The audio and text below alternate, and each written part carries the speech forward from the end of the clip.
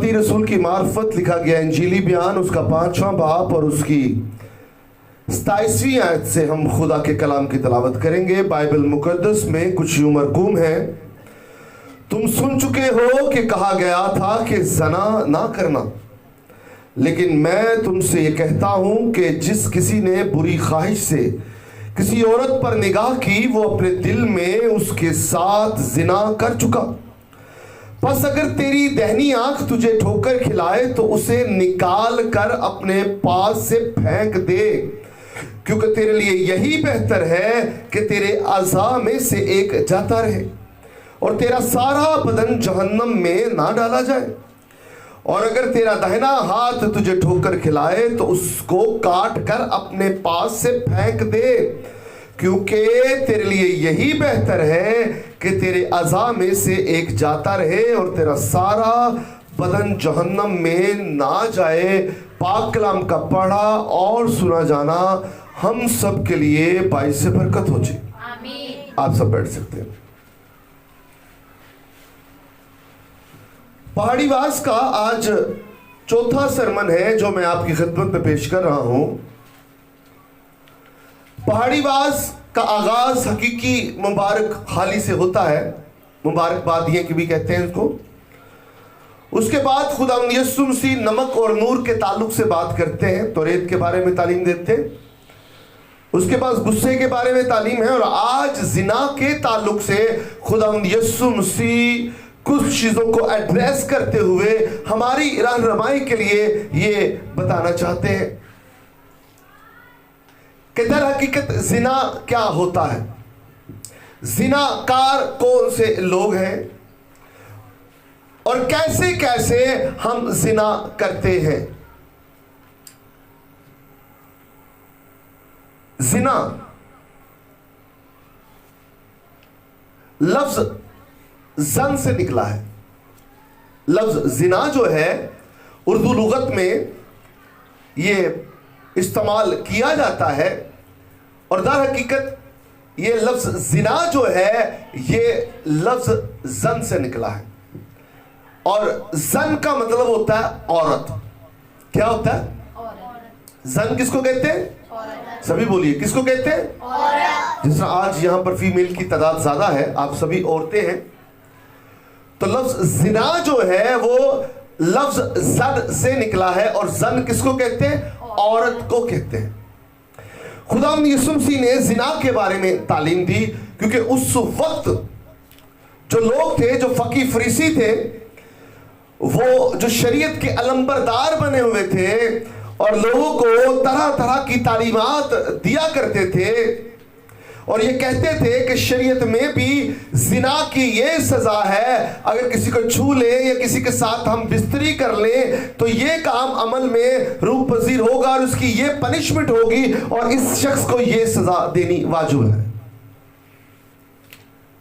लेकिन कहीं ना कहीं उनकी खुद जिंदगी में सिन पाया जाता था, गुनाह पाया जाता था, वो गुनाह के मर्तकब बन चुके थे और वो कैसे जिना करते थे कि वो आंखों ही आंखों में उस औरत से वो सब कुछ कर लेते थे जो एक शख्स उसको छूकर करता है। यीशु मसीह ने उनकी अंडरस्टैंडिंग को और ज्यादा बढ़ाया है, उनको सही दुरुस्त सिमत दिखाई है, अंडरस्टैंडिंग दिखाई है और आईना दिखाया है कि दर हकीकत किसी को छू लेना जिना नहीं है और जिना का ताल्लुक जन से जुड़ा हुआ है। जिना का ताल्लुक, ये बातें कौन बता रहे हैं? और अपने पहले ही सरमन में उन्होंने ये बातें बता दी हैं। औरत को सिर्फ छू लेना ही या उसके साथ सो जाना ही जिनाकारी नहीं है,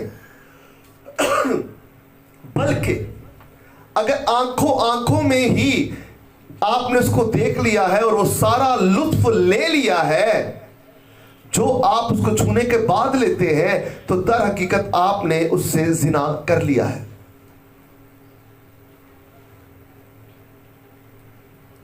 क्या कर लिया? अक्सर इस दौरे हाजरा में आप बहनें हैं, आपको हर रोज ये चीजें फेस करनी पड़ती हैं। इस कल्चर की एक बड़ी घटिया बात यह है कि मर्द और औरत में बड़ी अजीबो गरीब तफरीक पाई जाती है।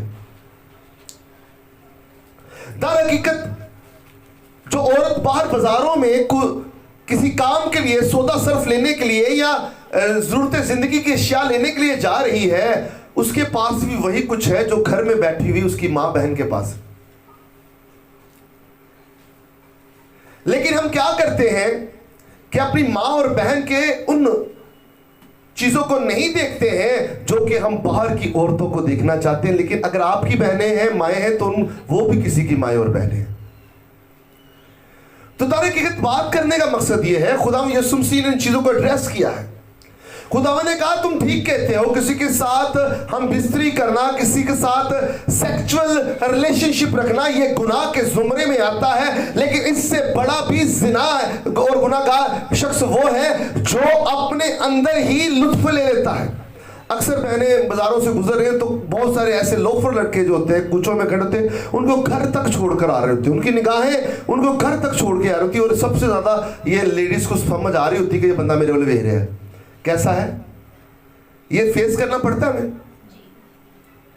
होता है कि नहीं होता? मेरी तरफ देखिए, क्या होता है कि नहीं होता? होता है। और आपको पता चल रहा होता है ये बुरी निगाह से देख रहा है। लेकिन गली कूचे में हर भौंकने वाले कुत्ते को अगर हम पत्थर मारना शुरू कर देंगे तो हम अपनी मंजिल पर नहीं पहुंच पाएंगे। उनका काम है ऐसा करना। लेकिन बाइबल का खुदा इस चीजों को इस तरह बयान कर रहा है कि सिर्फ किसी को छू, बाद में कहे जी मैं किसी ने की किया है, मैंने तो कुछ नहीं किया है। और भाई तूने कुछ नहीं किया है, लेकिन तेरे बदन ने सब कुछ कर लिया है, तेरी सोचों ने सब कुछ कर लिया है, तेरी निगाह ने वो सब कुछ कर लिया है जो तू हाथ से या जिस्म से करना चाहता था। तो दर हकीकत खुदा यीशु मसीह और फकीर फरीसी भी ऐसा करते थे। अपनी बीवियों को एक कोठरी में रखते थे, कहीं छुपा कर कोई देख ना ले, पर्दा करवाते थे और लोगों की माओं बहनों की तरफ वो बुरी निगाहों से देखते थे। उस टाइम के यहूदी और आज के लोग भी ऐसा करते हैं।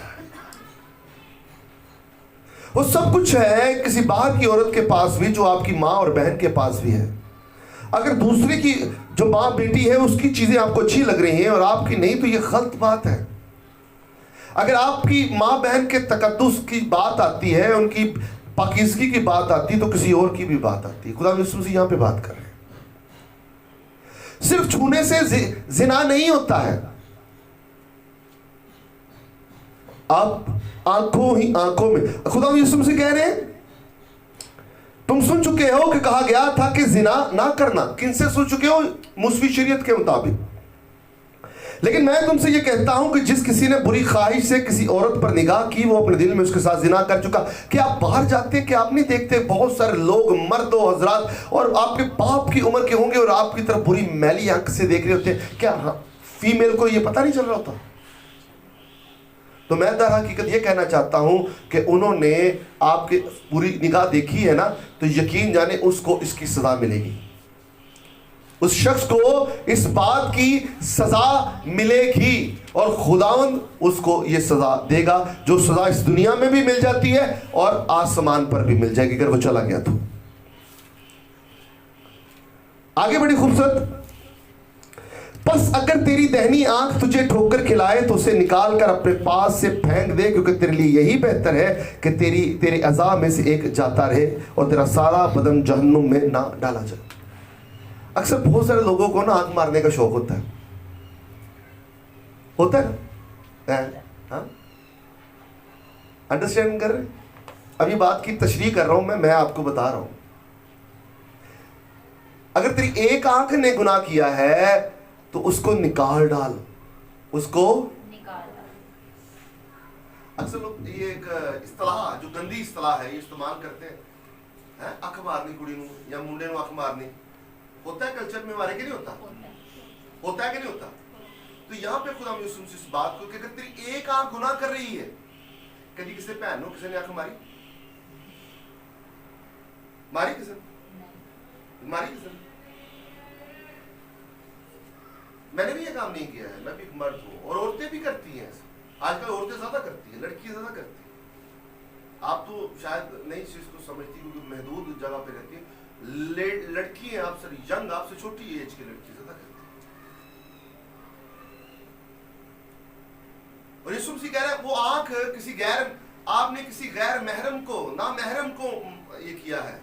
महरम वो शख्स होता है जिसके साथ आपका करीबी ताल्लुक हो, जिसके आगे कोई पर्दा ना हो, जिसके आगे कोई पर्दा, जिस तरह हमारे घर के लोग होते हैं वो महरम है हमारे, कोई भाई हो गया, कोई बाप हो गया, कोई अजीजो कारब हो गए, जिसके आगे कोई पर्दा नहीं, यानी वो वाला पर्दा नहीं, बर्निंगी वाला। बर्निंगी वाला ऑलरेडी छुपाना है, लेकिन इट्स मीन यानी कि आंख निकाब नहीं किया, छुपे नहीं उससे, वो वाला पर्दा नहीं है। लेकिन जो ना महरम है, जो गैर महरम है, उसके आगे पर्दा है। समझ आ रही? तो अगर आपकी आंख उसको, आपने उसको किया है, अट्रैक्ट किया है, तो इट्स मीन आपने उस आंख का गुनाह कर लिया है। यीशु मसीह, तो इससे बेहतर है कि एक आंख की वजह से आपका सारा शरीर जो है, जो सारा बदन जो है, वो आग और गंधक की झील में डाला जाए और तू नेस्तो नबूद हो जाए और आप मौत मांगे और मौत ना आए। इससे बेहतर है कि तू अपनी आंख को अपने बदन से अलग कर ले, क्योंकि तेरा सारा बदन जो है वो जहन्नुम में ना डाला जाए। ये बात मैंने कही, दोबारा पढ़ता हूं आपकी रहना, बाइबल देखिए अपनी। बस अगर तेरी दाहिनी आंख कौन सी होती है? दाहिना किसको कहते हैं? राइट, यानी सज्जी आंख। आपने भी देखो, अगर किसी को गलत निगाह से देख रही है और आंख मार रही है तो इसको निकाल दे, क्योंकि इसका हिसाब देना पड़ेगा तुझे। यीशु मसीह ये कह रहे हैं। और अगर तेरी दाहिनी आंख तुझे ठोकर खिलाए तो उसे निकाल कर अपने पास से फेंक दे, पास से दूर फेंक दे, क्योंकि तेरे लिए यही बेहतर है। किसके लिए बेहतर है? बोलिए, किसके लिए बेहतर है? ऊंची बोले, किसके लिए बेहतर है? कि तेरे अज़ा से एक जाता रहे और तेरा सारा बदन जहन्नम में ना डाला जाए। और अगर तेरा दाहिना हाथ, सज्जा हाथ तुझे ठोकर खिलाए तो उसको काट दे। लेकिन हाथ से सिर्फ आंख की गल नहीं हो रही, पूरे बॉडी के ऑर्गन्स की बात हो रही है, अज़ा की बात हो रही है। यहां पर अगर कोई भी चीज आपको ठोकर का सबब बनाती है, जिनाकारी के जुमरे में लेकर जाती है, तो उसको अपने पास से निकाल दे। जिना का लफ्ज कहां से निकला है जी? और आगे बढ़ते हैं, जरा मेरी तरफ देखिएगा, तवज्जो रखिए मेरी तरफ। ये सीखने वाली बात है, बड़ी बड़ी खूबसूरत बात है। रोज रोज इस बात के ऊपर हम बात नहीं कर सकते हैं अब तो, क्योंकि हम सीरीज का ये मुतालिया कर रहे हैं, पहाड़ीबाज की सीरीज जो है उसके ऊपर ये बात आ रही है, तो उसको एड्रेस करना बड़ा जरूरी था यीशु मसीह का। तो मैंने भी आज इसको इसलिए ये बात मुद्दा उठाया है, नुक्ता मैंने किया है। तो लफ्ज जहां पर जिना लफ्ज आ रहा है, ये जन से जुड़ा हुआ है। कहां से जुड़ा हुआ है? जन से। और जन का मतलब होता है औरत। क्या मतलब होता है? औरत। और यीशु मसीह ने यहां पर कहा, तुम सुन चुके हो कि कहा गया था कि जना ना करना। क्या ना करना? जना ना करना। लेकिन मैं तुमसे कहता हूं, ये सच कहता हूं, मैं तुमसे ये कहता हूं कि जिस किसी ने बुरी ख्वाहिश से किसी औरत पर निगाह की, वो अपने दिल में उसके साथ क्या कर बैठा? जिनाकारी, ये हिंदी वर्ड जो कार्या है उससे निकला है, और कार्य से यानी काम करना, उससे कार उर्दू लुगत में इस्तेमाल हुआ है, यानी काम, यानी जिनाकार या जिनाकारी, यानी कि जो है किसी औरत के साथ गलत रिलेशनशिप रख लेना या सेक्सुअल रिलेशनशिप रख लेना, या सोचो तखय्युलात में वो बात ले आना, उस काम को अमल दे देना, वो जिनाकारी के जुमरे में आता है। और अगर